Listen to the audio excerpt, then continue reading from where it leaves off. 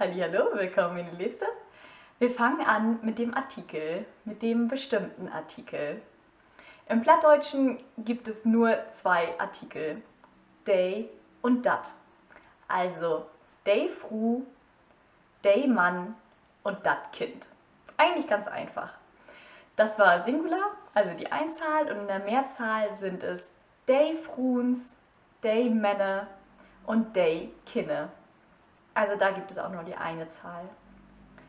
Dann der bestimmten Artikel ist es ein und eine.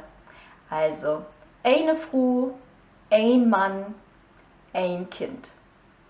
Und die unbestimmten Artikel gibt es nicht in der Mehrzahl.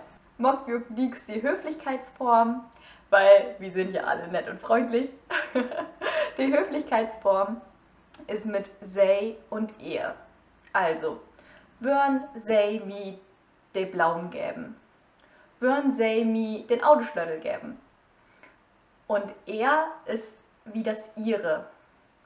Genießen Sie Ihren Dach. Genießen Sie Ihren Tag.